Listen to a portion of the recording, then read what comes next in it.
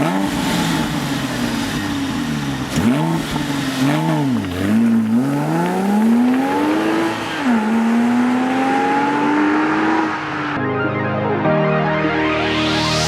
and welcome to my video. My name is Patrick and today I'm going to show you around my 2008 Carrera 4S.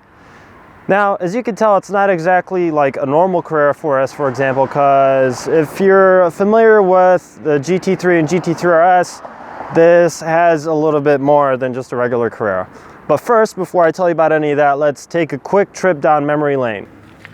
So that then brings me back to 2014 when I had made the purchase on a 2013 Scion FRS. Now at that point I was 18 years old. I thought, well, you know, just starting out in college, this would be a good car, and it was. I enjoyed it for a year and it was okay. Now the 2013 Scion FRS is a great car. I've owned it for about a year and I've had a lot of fun with it. Believe it or not, I've got a lot more trouble with this car than I have my 911, for example. 6 months, closer to a year of owning this car, I've seen so many of them on the road. And that kind of started to turn me off a little bit because I just felt like I wanted to maybe stand out from other people a little bit. I thought maybe, you know, I should possibly have a car that maybe you don't see every now and then. Now, this car for me was starting to turn me off. It was kind of just a regular car you'd see every day. And maybe that doesn't bother some people. I don't understand why that would bother me, but it did. So I potentially made the biggest purchase of my life, and that was buying this car. I am actually approaching on close to 3 years of ownership this upcoming spring. And let me say, it hasn't exactly been a difficult ownership by any means, but quite fun.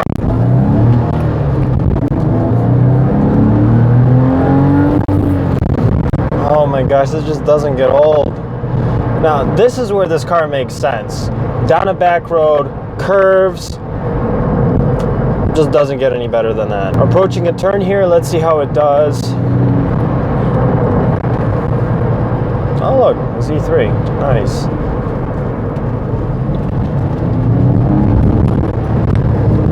Pretty good bite from the tires. And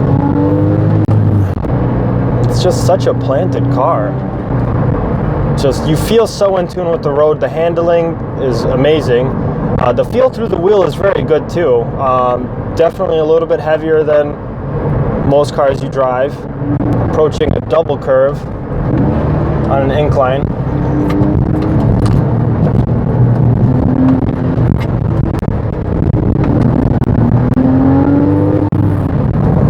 It's just crazy. I mean, this thing begins to get a little bit out of hand for you. The all-wheel drive really kicks in and just pulls it along. I mean, I've gotten this car sideways a few times. It's extremely easy to control. Now, I put quite a bit of miles on this car, driving it basically every single day, and it hasn't really given me many problems. Now, a car that's this caliper, this type of horsepower now, given today's standards, it's not really a lot.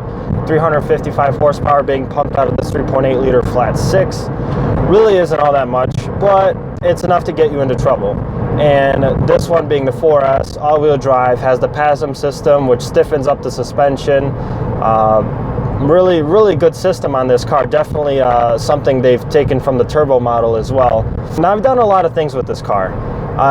Since buying it, I've taken it to numerous events, different types of track days, and the car's done pretty well. Now, if you want to track, say, a Carrera S, 4 or 4S like this, I would recommend upgrading the brakes if they haven't been upgraded already, which from the factory they all came with either the turbo brakes like this or the base Carrera brakes, which are really not exactly what you want on a 911 unless it's for street use. But for track, at least at the bare minimum, you want to upgrade to 380 millimeter brakes.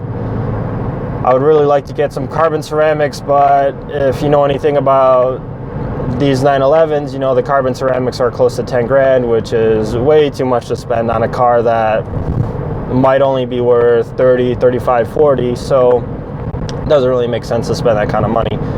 But nonetheless, I've done a front brake upgrade, which is not exactly making it bigger, but upgrading to a two-piece brake system by ECS Tuning. I've only had it on for maybe about a month, so I'll let you guys know later how it works out with the next season at the track. So other than that, it's been pretty good. Maintenance, not exactly too scary, just your regular stuff, mainly just oil, what you have to do. The cool thing about these running synthetic, you only have to do it maybe about once a year or so. I like to do it every 6 months.